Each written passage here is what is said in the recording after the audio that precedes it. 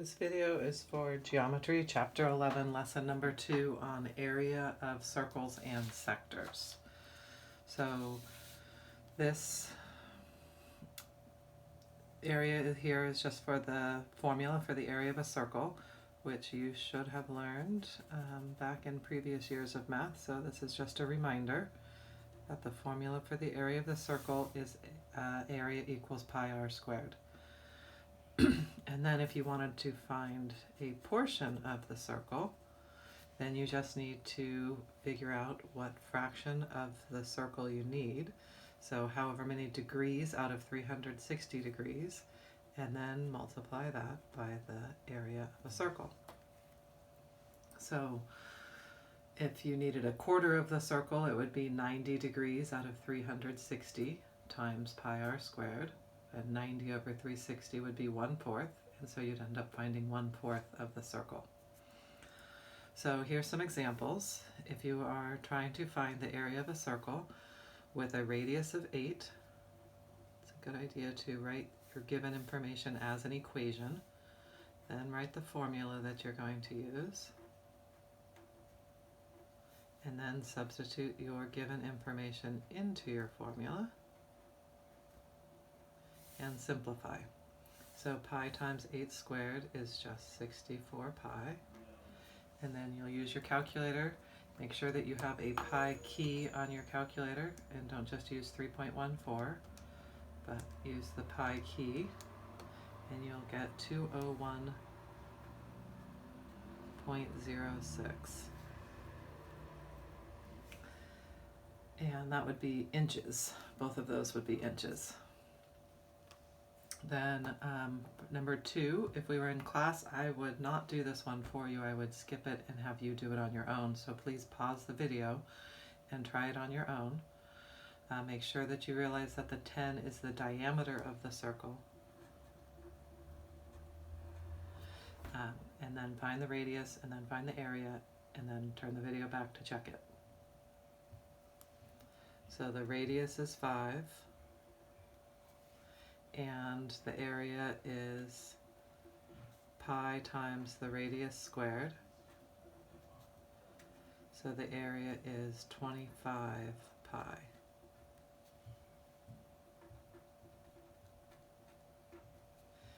And 25 pi as a decimal is 78.54. All right, the next one, you are finding the radius of the circle if you are given the area. So here's my given information. A is 13, and my formula is pi area equals pi r squared. So I'm going to substitute in the 13, setting it equal to pi r squared, and then divide both sides by pi.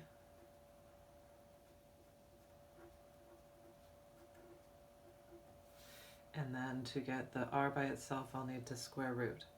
So the answer is the square root of 13 over pi. Now normally, in a normal quadratic equation with a variable squared, you get two answers, a plus or a minus. But in this case, since we are looking for the radius of a circle, that must be positive, so I can just include the positive answer, square root of 13 over pi. Then the decimal approximation for that is the square root of 13 over pi.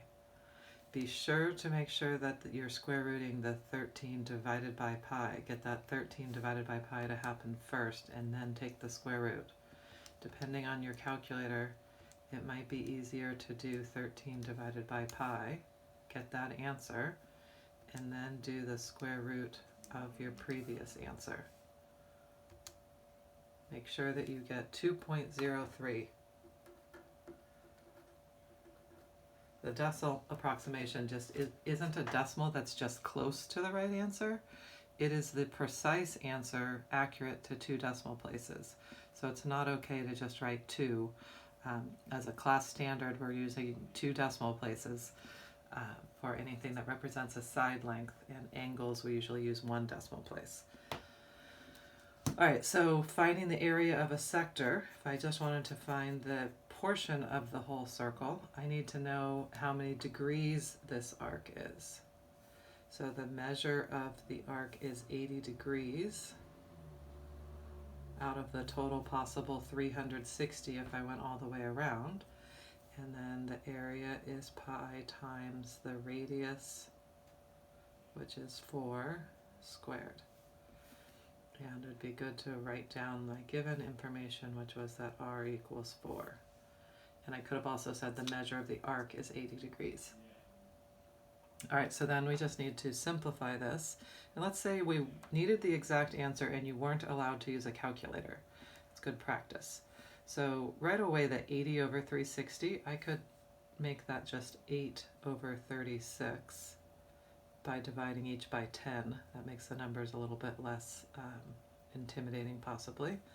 So 4 squared is 16. And remember, you can think of that as over 1.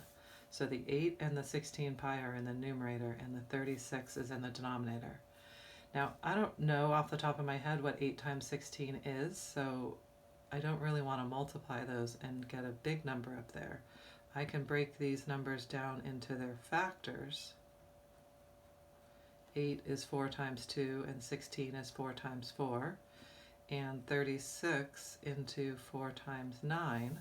And then by doing that, I can cancel out any factors that match up top to bottom, and it looks to be that that will be all the values that will cancel, because 9 is just 3 times 3, and there's no factors of 3 up there, so my answer will be 16 times 2 times pi, all divided by 9. And to get the decimal approximation, 32 pi divided by 9, so you can see that. Don't need parentheses because the division is only one factor. It'll do the multiplication left to right first, so it'll do 32 times pi, get that answer, and then divide by 9, and it's 11.17.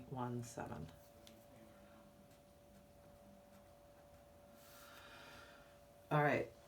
For the next one, if we were in class, I would pause it and have you try exactly what we just did right there. So I am not going to do that for you on this video, but I will give you the answer.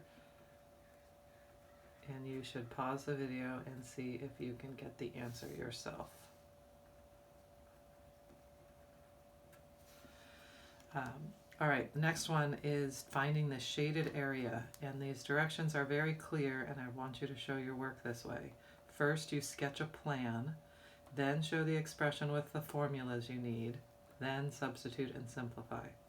So it kind of has 3 steps to it: a plan, formulas, substitute, simplify. I guess that's 4 steps, sorry. So the plan. What shapes do you see in this picture, and what are you going to do to get the shaded area? So there's definitely a circle, and that's kind of the biggest shape in the picture there. So if I found the area of the circle, then what would I have to do to find the shaded area? Well, I'd have to take out the area of the triangle. So that's my plan.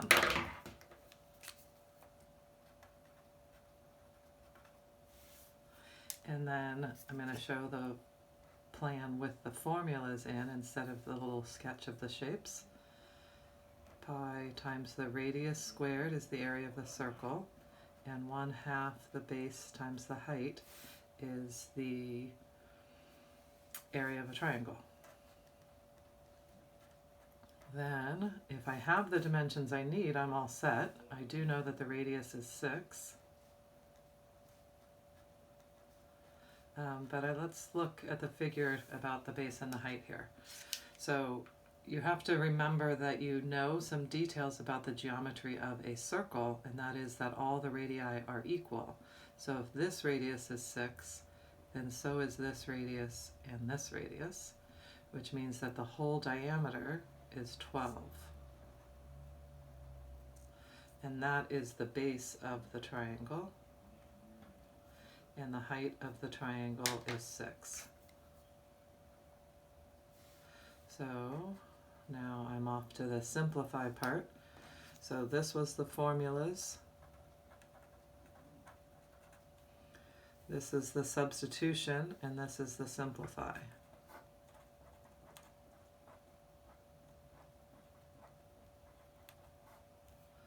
And so 36 pi minus half of 12 is 6 times 6 is 36. And so this is my simplify.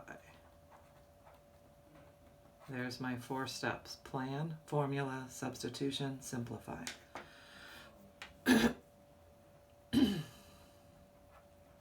So this is my exact answer, and the decimal approximation for that is 77.10.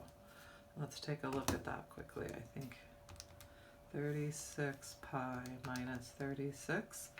So you're at 77.09 with a 7 following that. So if you thought of this as $77.09, the fact that this is 7 following that means that you have to bump this up to the next penny, which one more penny than 9 cents is 10 cents. So this would become $77.10, or 77.10. All right, last problem. We're going to go through the same idea. Make a plan, show the formulas, show the substitution, show the simplify. These steps are not optional. Show your work out this way. It's harder that I can't be in class with you to make sure that you do that, but you understand that I would tell you that you had to do that and make you do it over again. So please do it correctly. It will be helpful as the problems get more difficult. So on this one, the big shape overall is a rectangle. And then from that rectangle, I need to subtract 2 circles. If you prefer, you could just say area is a rectangle minus a circle minus another circle. So instead of using a 2 times the circle, you could do 2 separate circles. But I'm going to model it this way. So that's my plan. My formulas: area of a rectangle is base times height. Area of a circle is 2 pi r squared. And then I need to find the base and height of the rectangle.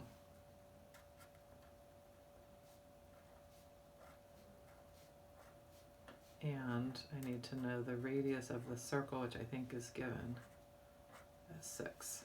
So the base and height of the rectangle can be a little bit tricky, and just pause and look at it. You can even pause the video and see if you can figure it out yourself. It has to do with the fact that the radii of the circle are all equal to each other. So if this is 6, because the radius is 6, and this is 6, then this width of the rectangle must be 12, or the base of the rectangle must be 12. And then similar logic going vertically: 6, 6, 6, and 6. So there's 4 6s, or 24. So then my area of the rectangle will be 12 times 24, which is 288 minus, almost forgot the squared on my 2 pi r squared. Note that the 2 is coming because there are 2 circles, and the pi r squared is the area of the circle, area of one circle. So this is really one circle times 2. So that's 36 pi times 2 is 72 pi. So that's the exact answer. And grab your calculator and make sure you know how to get the decimal approximation on your own. I got 61.81. All right, thanks for watching, and got a little bit of time, so I'm going to go ahead and go back and fill in the steps for number 5. If you didn't get it and you don't know how, I'm going to go ahead and do that right now. So to find the area of this sector, it is 60 degrees out of the total 360 times pi 8 squared. So 60 out of 360, you could drop that down to 6 out of 36, and 64 pi. And then I think, well, there's going to be some pieces that cancel out here. So 6 can be 3 times 2. 64 could be maybe, let's say 2 times 32 might be a good choice. And this can be 6 times, not doing this very well, 6 times 6, or 6 times 3 times 2, and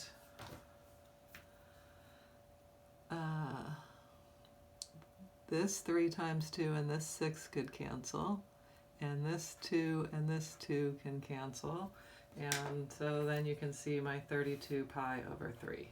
There's other options for this. You could have initially just dropped down your 6 over 36 to 1/6, and then 1/6 of 64 and broken the pieces down differently. I don't think this was the best choice, but that at least gives you the good setup for it, and a strategy on trying to do the problem without a calculator.